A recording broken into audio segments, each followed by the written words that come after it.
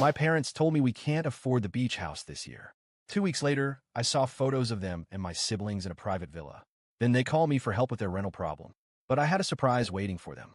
We just can't afford the beach house this year, Sarah. Times are tough. My mother's voice crackled through the phone, laden with what I now knew was fake concern. Your father's business isn't doing as well as we hoped. I sat in my Manhattan apartment, staring at the calendar where I'd already blocked off the last 2 weeks of July, our family's traditional beach house vacation time for the past 25 years. The same vacation I'd already taken time off work for. The same one I've been looking forward to all year. My name is Sarah, and at 32, I was about to discover just how deeply family betrayal could cut. Are you sure? I asked, trying to keep the disappointment from my voice. I could help with the costs. I know how much this tradition means to everyone, especially to me. I thought, remembering all the summer spent at our Hamptons beach house, the memories stretching back to when I was just a little girl building sandcastles with my siblings. Oh, honey, no, Mom replied quickly. We couldn't possibly take your money. It's better if we all just skip it this year. Your brother Michael and Emma have already agreed it's for the best. I should have caught the slight hesitation in her voice when she mentioned my siblings. Should have noticed how she rushed through their names, but I was too busy trying to process the loss of our annual family gathering. Right, I said finally. Well, maybe we can plan something smaller later in the year. Of course, darling. Listen, I have to run. Your father needs me to help him with some paperwork. We'll talk soon. The call ended abruptly, leaving me with a nagging feeling that something wasn't quite right. I brushed it off, attributing it to my general disappointment. After all, what other explanation could there be?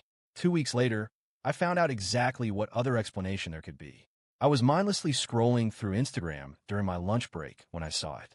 A photo posted by my younger sister, Emma. My sandwich fell from my suddenly numb fingers as I stared at the image, my entire family lounging on our beach house deck, drinks in hand, a golden sunset behind them. Perfect start to our annual family vacation. Family time.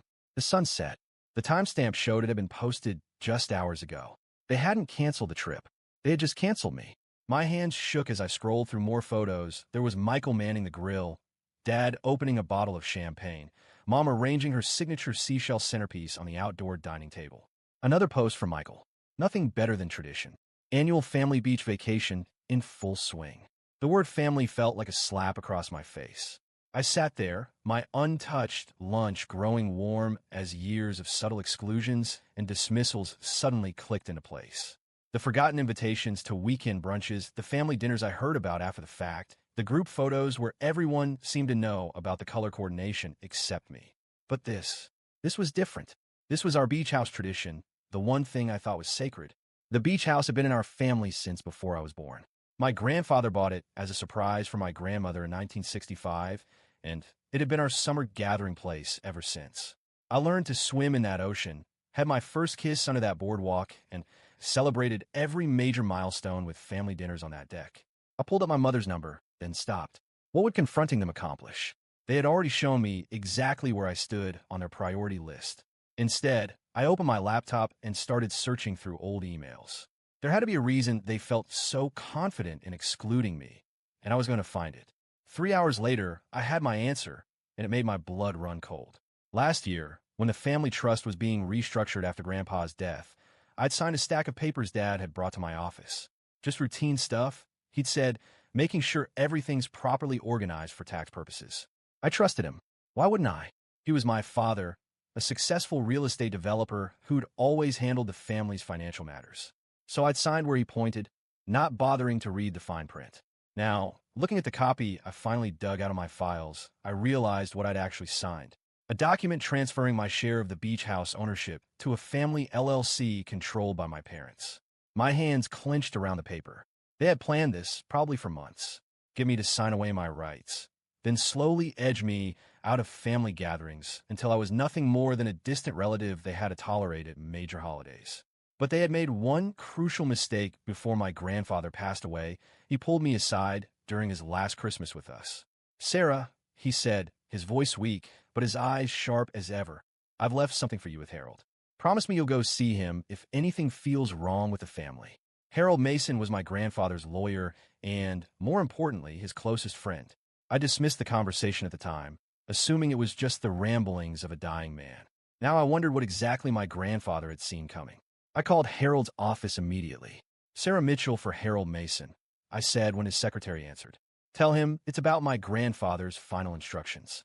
Minutes later, Harold's familiar gravelly voice came through the line. Sarah, I've been wondering when you call. Your grandfather was a smart man. He knew exactly how things would play out once he was gone. Can you come to my office tomorrow at 9 a.m.? I glanced at my calendar, already reaching for my laptop to clear my schedule. I'll be there. That night, I barely slept. My phone kept buzzing with more family photos from the beach house. Sunset walks, seafood dinners, game nights. Each notification felt like another twist of the knife. I turned my phone face down, but I couldn't turn off my thoughts quite so easily. The next morning, I arrived at Harold's office precisely at 9 a.m. The office looked exactly as I remembered from childhood visits with my grandfather. Dark wood paneling, leather-bound law books lining the walls, and that same familiar scent of coffee and old paper. Harold stood as I entered, his tall frame slightly stooped now with age, but his blue eyes as sharp as ever. Sarah, he said warmly, you look just like your grandmother. He gestured for me to sit, then walked to his safe. Your grandfather left this for you, he said, returning with a thick envelope along with very specific instructions about when to give it to you. I took the envelope with trembling hands. Inside was a letter written in my grandfather's distinctive scrawl, along with several legal documents. My dear Sarah, the letter began, if you're reading this, then what I've feared has come to pass. Your father has always been ambitious, and your mother too easily swayed by his dreams of legacy and status. I watched them slowly put aside anyone who doesn't fit their perfect family image, just as they did with your Aunt Claire years ago. I remembered Aunt Claire vaguely, Mom's sister who had chosen to distance herself from the family when I was young. I'd always accepted the family's version of events, that Claire had abandoned us. Now I wondered if there was another side to that story. But I've made provisions, the letter continued. The beach house isn't just a property. It's the heart of our family's memories. While your father may think he's cleverly consolidated control, he's overlooked something important. Check the original deed from 1965. Harold handed me another document, the original property deed. As I read through it, my eyes widened. The beach house property, Harold explained, includes not just the house, but also the private road leading to it and the small boat dock. Your grandfather never merged these parcels when he bought them. And while your father may have maneuvered to get control of the house itself, the road and dock are still under the original trust. I finished understanding dawning. A trust that, according to these papers, now belongs to me. Harold smiled. Exactly. Without access to the private road, the beach house is essentially landlocked. The public access road is 2 miles down the coast, and the neighboring properties have repeatedly blocked any attempts to create a new access point. I sat back, my mind racing. So they need my permission just to reach the house. Indeed, Harold said, your grandfather believed that sometimes people need to be reminded of the importance of family. All family members, not just the convenient ones. As if on cue, my phone buzzed with another Instagram notification. Emma had posted another perfect day in paradise. Family forever. I looked at Harold, a plan already forming in my mind. I think it's time for my family to learn a lesson about the true meaning of family now.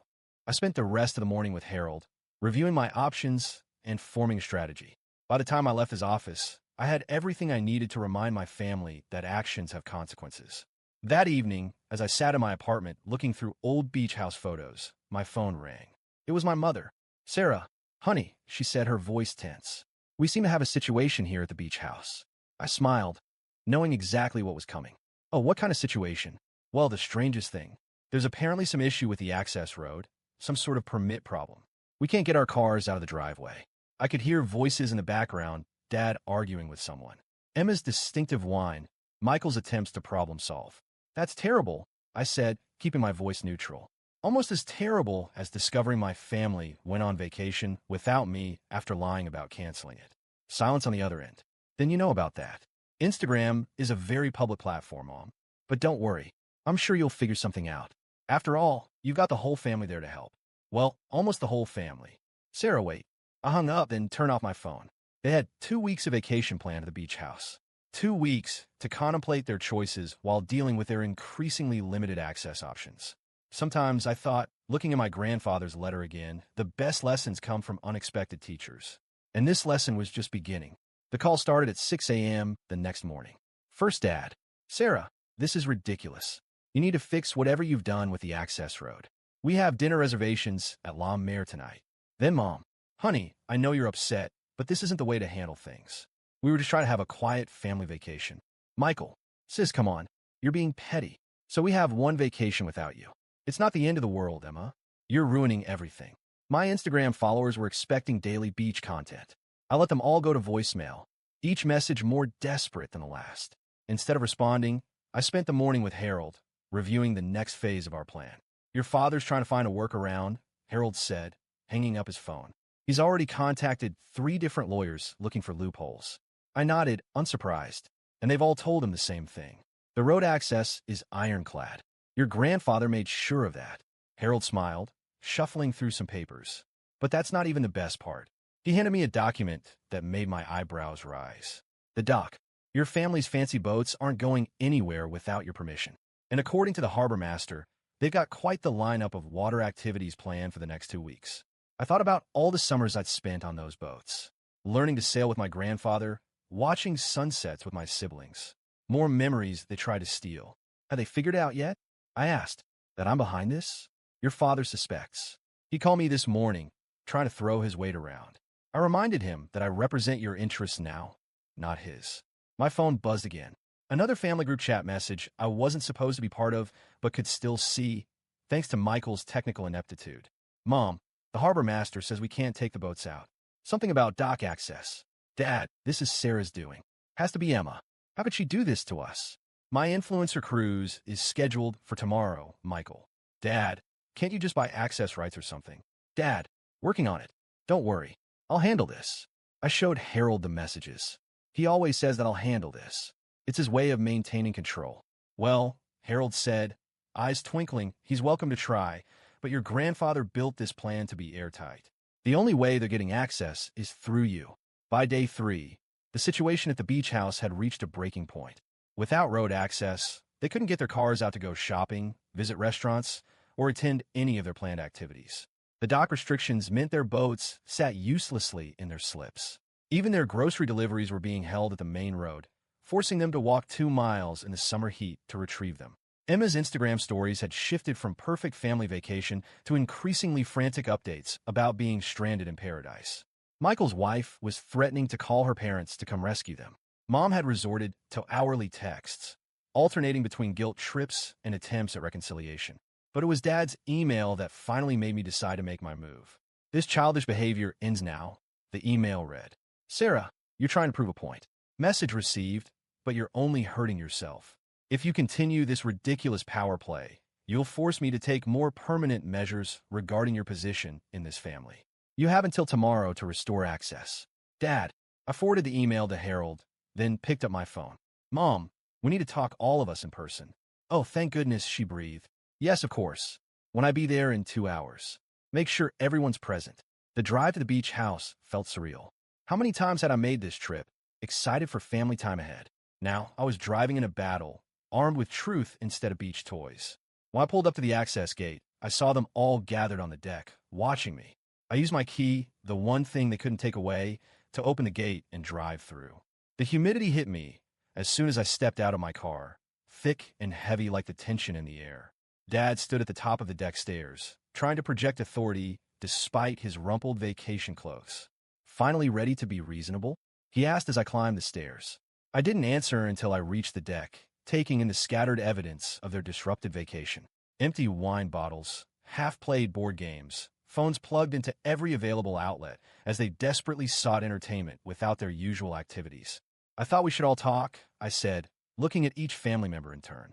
About truth, about family, about what those words really mean. If this is about not including you in the vacation Mom started, this is about so much more than that. I cut her off. This is about years of systematic exclusion, about lying to me, manipulating me, trying to strip away my inheritance piece by piece. I pulled out the document I'd signed last year. Like this, Dad. Want to explain what this really was? He shifted uncomfortably. It was necessary. Restructuring. It was theft, I said flatly. You tricked me into signing away my rights to the house, just like you've been trying to trick me out of every other part of this family. That's not fair, Emma protested. You're always so busy with work, never making time for family things. Really? I pulled out my phone, scrolling through my calendar like the 3 family dinners last month I was never told about, or Michael's birthday lunch, or the weekend planning meeting for this vacation. Silence fell over the deck. But you know what? I continued. You all made one crucial mistake. You forgot about Grandpa's foresight, about the trust he left me, about the fact that this house is worthless without the access he made sure I controlled. I saw the moment it hit them, really hit them, that they weren't in control anymore. Dad's face flushed red. Mom's hands twisted in her lap. Emma's eyes filled with tears. And Michael just looked tired. So here's what's going to happen, I said, pulling out the papers Harold had prepared. We're going to restructure things properly this time. Equal access, equal rights, equal say in all family properties. No more secret meetings. No more manipulated documents. No more exclusive vacations. And if we refuse? Dad challenged. I smiled, thinking of my grandfather. Then I hope you all enjoy walking 2 miles for your groceries. The road access restrictions can last indefinitely. The negotiations took hours. By the time we finished, the sun was setting over the ocean, painting the sky in shades of pink and gold, just like I remembered from countless family dinners on this very deck. But this sunset felt different. This sunset marked a new chapter, one where I wasn't just included in the family, but it helped reshape it into something stronger, more honest, more real. As I drove home that evening, my phone buzzed with a new Instagram notification. Emma had posted a photo of all of us together on the deck, looking somewhat worse for wear but genuinely smiling. The caption read, "Learning what family really means. Blessed new beginnings." This time, I didn't turn my phone face down. Instead, I liked the post and added a comment, "Here's to new traditions." I watched as my family processed my words, their faces shifting between shock, anger, and denial. The silence stretched between us, thick and heavy, broken only by the distant sound of waves crashing against the shore. My father's fists clenched at his sides, his jaw tight with barely restrained fury. My mother stared at the table, pretending to be fascinated by an invisible stain on the linen. Michael had his arms crossed, his expression unreadable, and Emma's eyes were glossy, her lips pressed into a pout, like a child on the verge of a tantrum.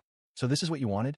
My father finally spoke, his voice a dangerous growl. "You came here to humiliate us? To make us beg?" I didn't flinch. "No, I came here to make sure you never try to erase me from this family again. You all made it very clear that I wasn't wanted. You lied to me. You stole from me. You decided I wasn't part of the family when it suited you. But now that you need something from me, suddenly I'm madder again. I'm not playing this game anymore. You're overreacting," Emma whined, throwing her hands up. "It was just one vacation. Why are you making such a big deal out of this?" I let out a humorless laugh. "One vacation? Then why lie? Why forge documents to take away my rights to this house? Why systematically exclude me from everything? This isn't just about a trip to the beach, Emma. This is about years of manipulation and betrayal." Michael sighed, rubbing his temples. "Okay, Sarah, we get it. You caught us. We screwed up. But what do you want? Do you want Mom and Dad to get on their knees and apologize? Do you want to keep us locked out of the house forever? What's the end game here?" I held his gaze. "I want you to understand what it feels like to be left out, to be treated like an afterthought, to be discarded until it's convenient to remember I exist. I want you to sit in this house, trapped by your own actions, and realize that actions have consequences." My mother, who had been quiet until now, finally spoke, her voice shaking. "Sarah, honey, we never meant to hurt you. It was a mistake." I scoffed. "A mistake?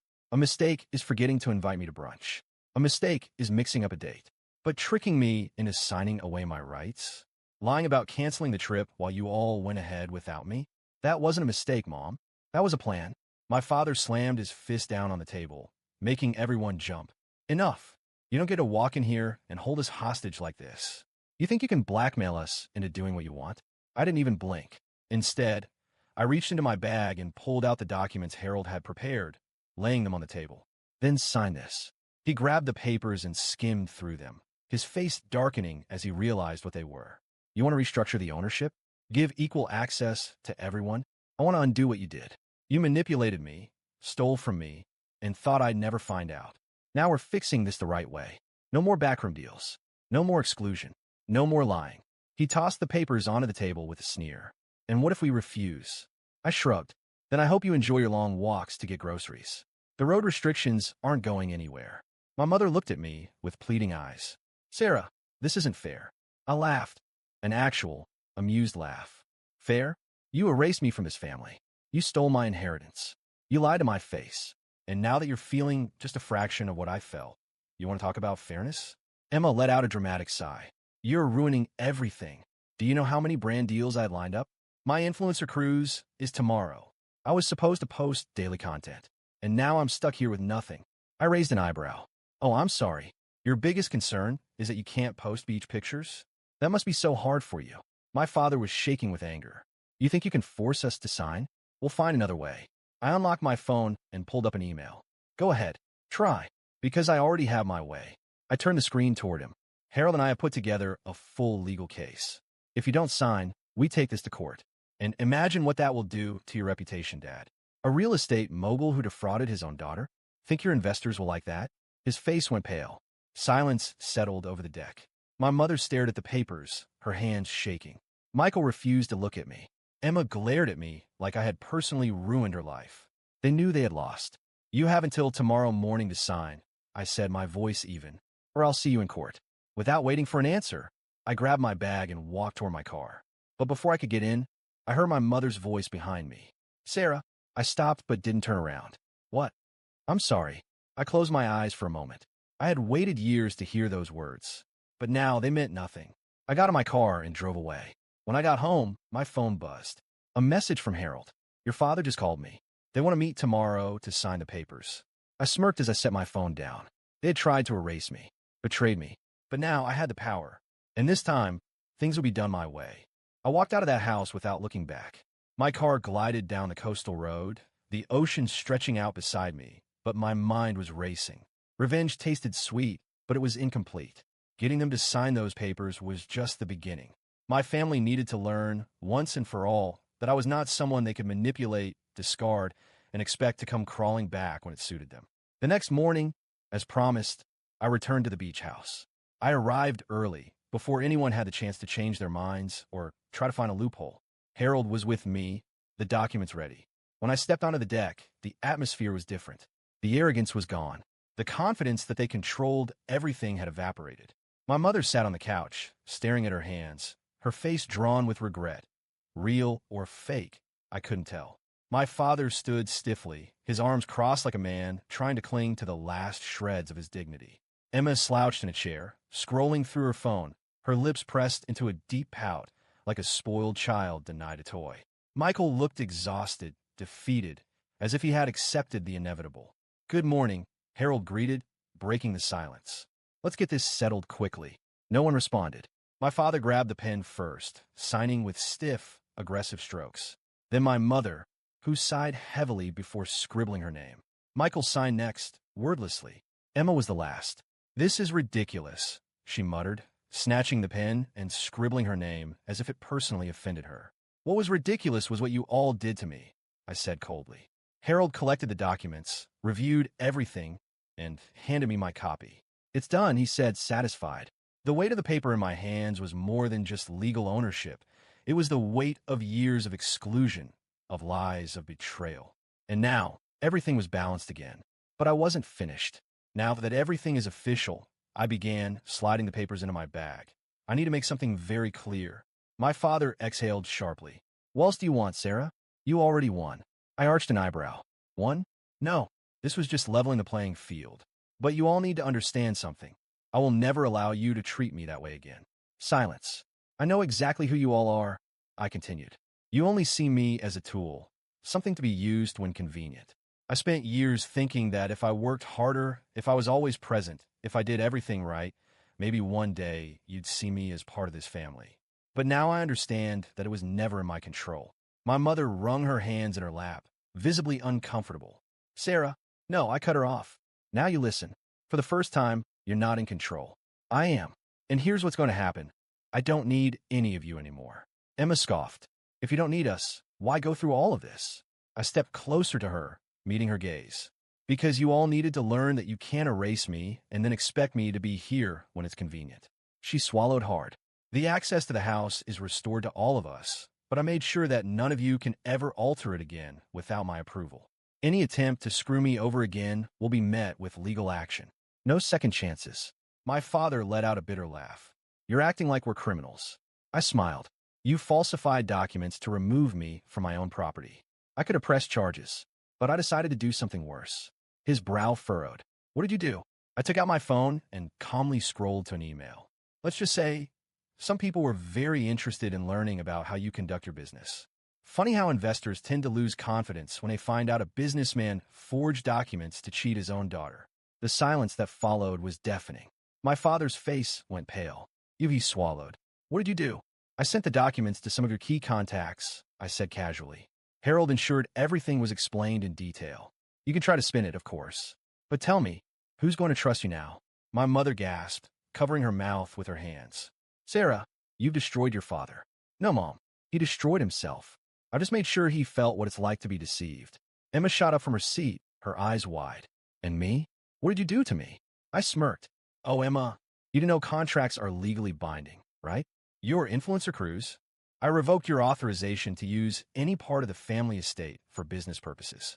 Your partnerships? Hanging by a thread, because no brand wants to work with someone who can't deliver what they promised. The horror on her face was priceless. You're joking. Nope. But don't worry. I'm sure your followers will love to hear about how you helped deceive your own sister. Michael exhaled, rubbing his temples. So that's it? You want to ruin us? No, Michael. I stared at him. I just want you to feel, even for a second, what I felt. You'll all survive. You'll all move on. But from this day forward, I am not your backup plan. I'm not someone you get to erase and expect to return with open arms. They all sat in silence. You have the house back. But this family? It's done. I grabbed my bag and walked toward the door. Sarah, my mother called one last time. Can't we fix this? I turned and looked at her. No. And I left. That night, when I got home, my phone was flooded with notifications. A formal statement announced that my father was under investigation for financial fraud. Emma had posted a tearful story on Instagram, ranting about how people are cruel in trying to ruin her life. And Michael, well, Michael had gone completely silent. And me? I sat on my apartment balcony, a glass of wine in my hand, watching the city lights. For the first time in years, I felt nothing but peace. They had erased me from the family, but I refused to disappear. And now, they knew exactly what happens when they try to play games with me.